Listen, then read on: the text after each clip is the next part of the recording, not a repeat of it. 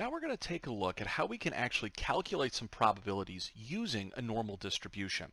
I have some basic calculator command information up near the top, but I'm not going to go through that right now. We'll come back to that in a moment when it relates to the question in example 2. So what we're going to be looking at here is what we'd refer to as a general normal distribution with just some value for its average and some value for its standard deviation.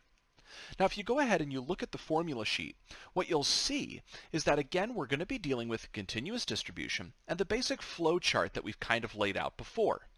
Well, you saw that back in section 5.1, we were working with a uniform distribution. And here, in 5.2, we're going to be talking specifically about the normal distribution. So we are skipping this column here for the moment. I just wanted to make sure all these instances of a normal distribution were put together. But we're going to try to make sure that we understand how we progress through everything that we have in this particular column. And just like we mentioned a moment ago, this is a flow chart, so we're going to be starting at the top and working our way down. Let's see how we actually do that as we take a look at example number 2. Okay, so let's take a look at example 2 here and see what it says. A survey indicates that for each trip to the supermarket, a shopper spends an average of 45 minutes with a standard deviation of 12 minutes in the store. The lengths of time in the store are normally distributed and are represented by the random variable of x. Okay, so right away you'll see here that I have a little bit of space, and I'm going to start by progressing down my formula sheet before I even read part A. All right, so my formula sheet says that the first thing that I should do is take a look here at my random variable. I should have a statement for what my random variable stands for. Then I should figure out what distribution I have. Then I should check to make sure that that's accurate. Notice if I want to check for a normal distribution, one of two things is going to happen.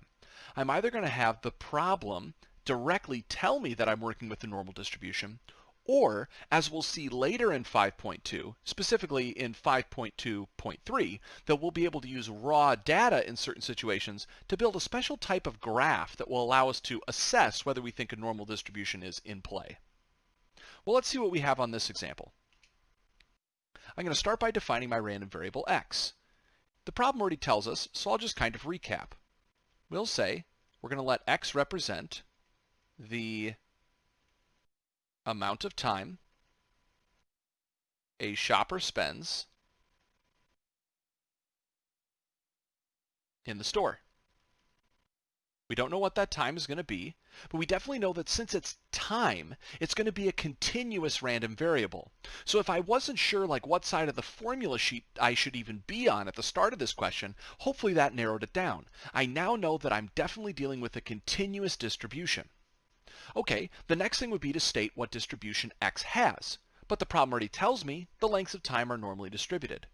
So I'll say x has a normal distribution, and I know that because the problem says so.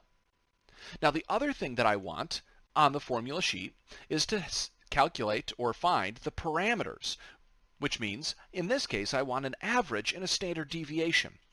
So I can see here that the average time a shopper spends in the store is given to me as 45 minutes, and the standard deviation for that is 12 minutes. Okay, so once I have all of that, I can finally be ready to go ahead and deal with the calculator commands. Now on the formula sheet, you'll see here that I have two different calculator commands written out, a Normalcdf and an inverse normal. What's very important to note right away is that a Normalcdf will only ever calculate for me a probability. However, this command of inverse normal, which we won't talk about in this section, but we'll talk about in the next section, will calculate a value of x, that is, a number on our horizontal number line. So let's take a look at how we use this Normalcdf command and where we find it on the calculator. Let's see what we have here. Find the probability that a shopper will be in the store for more than 39 minutes. Okay, so I'm going to start by taking some time to draw out a quick picture of my distribution. I know I have a normal distribution, so I'm going to sketch out a normal curve. I know that my average is 45 minutes, and I know that my standard deviation, although it's hard to picture, I can kind of draw it next to this picture. That'll be important in some of the later sections, and so I highly encourage you to do it now. But now let's take a look at this 39 minutes and the fact that I want to be more than 39 minutes. I can easily figure out where 39 minutes goes on the number line and at least eyeball it. Let's say it's right here. It's definitely less than 45. So if I want to find the probability that I'm more than 39 minutes, well, that would mean that I would be interested in trying to shade above 39. Now, back with the empirical rule, this would have been a very difficult question to answer because the empirical rule didn't allow us to go anything but whole numbers of standard deviations away from our average, and 39 is certainly not 12 units less than 45. However, with this new calculator command, we can actually calculate the area of that blue space, which corresponds to that probability. First, let's write out our probability notation, as we're always required to do on probability questions. So we want the probability of X, which is the amount of time the shopper spends in the store, to be more than 39. That's what we want. Now, to find that, we're going to use a calculator command called Normalcdf. Now, the way that Normalcdf works is it requires 4 different inputs. The first and the second input are meant to communicate the left and the right side of the blue space, so where the blue space starts and where it stops. In this case, it's pretty easy to see that my blue space starts at 39, but where does it stop? Well, it doesn't really stop anywhere. It kind of continues to go on and on and on and on forever.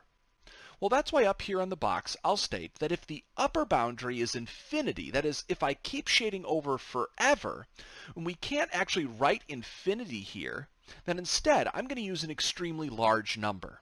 The number I'm going to use is 1e99. Now, see how I write this out? This is 1e99. I'll show you how to type that into the calculator in a moment. But what this means is this is the same as actually saying 1 times 10 to the 99th power. Or that's 1 followed by a whole bunch of zeros, specifically 99 zeros, which means this number is huge. That number is massive. And while it's not infinite, it's going to really give us an accurate result. Okay, so the first 2 numbers again just gave us exactly where we were going to be starting and stopping that blue space.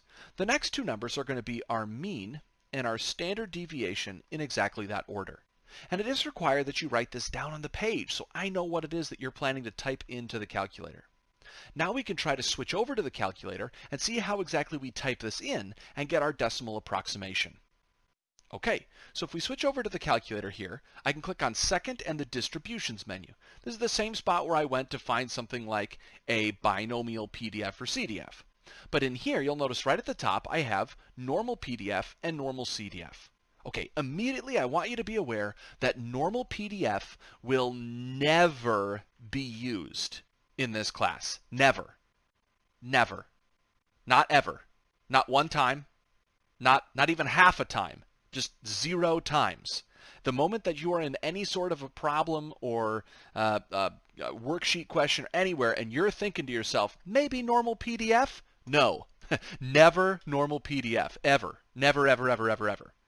We will only be using normal CDF and inverse normal. Let's take a look at normal CDF.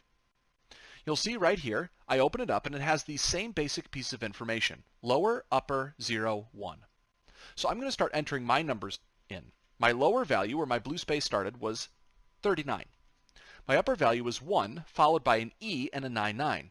If you look above 7, you'll see that there's a comma button here, but I'm not going to click this button to get a comma. If you notice above it in blue or in yellow, you'll see these capital E's. That's what I want. So I'm going to click second and the comma button to pull in that little E, and then I can put 99.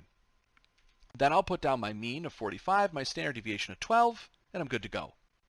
If you don't have that fancy calculator menu, you just actually have to type in this in exactly this order on your main screen, and you can use, again, that comma button right above the 7 to do it. Now, if I click Enter, I should get a decimal value, 0.6915 if I round to 4 places. So I'm going to go here, and I get 0.6915. Notice what this has told me is this is the amount of blue space that I have, and that is the probability. Okay, so let's take a look at how we would do something like Part B. Find the probability that the shopper will be in the store between 24 and 54 minutes.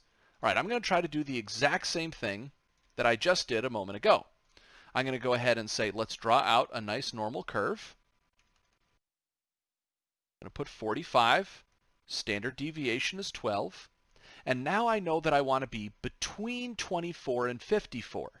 Okay, so let's see. 24 would be somewhere like over here. 54 would be somewhere up here. And if I want to be in between them, then the space that I'm interested in shading is right here. Okay, so let's think about how we would write that in probability notation. I want the time that I spend in the store to be bigger than 24. So 24 is the lowest. The value that I get can be anywhere else in between. And then I want to be lower than 54. There we go. I know that I can set that up using a Normalcdf. I would start at 24. I would stop at 54. That's the start and stop of the blue space.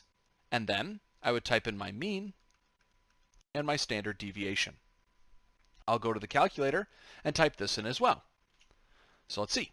I can do second bars, Normalcdf. I'm going to go from 24 to 54, and 45 and 12 are already in there.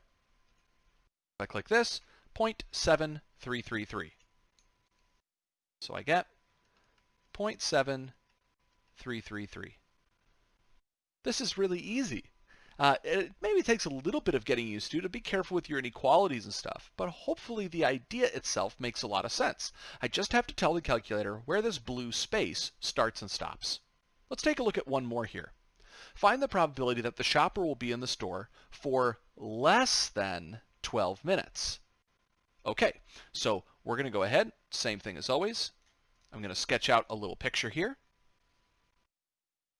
So here's my average of 45. I know I have a standard deviation right now of 12. And I know that I want to be in the store for less than 12 minutes. Okay, well that's not too difficult. Let's see, if I put 12 on the number line, it'd be somewhere like way down here. And I want to be less than 12 minutes. So I'm going to shade this direction.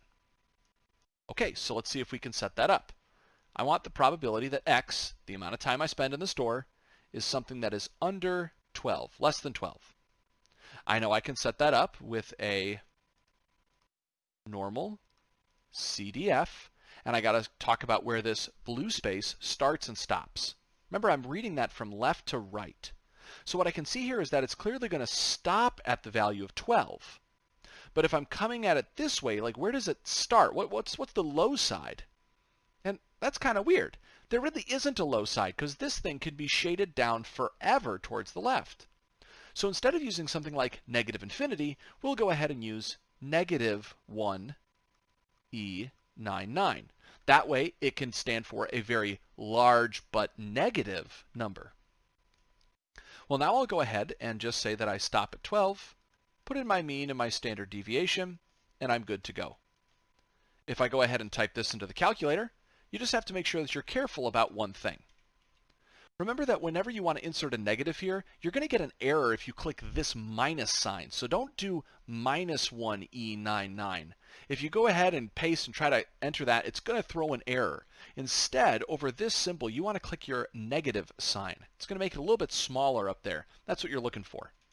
So notice now I have everything in place. And if I hit enter, I get my value of 0.00297. That 7 needs to round up though. So the 7 rounds into the 9, but then the 9 kind of rounds up. You can kind of almost imagine that the 7 rounds into the 29.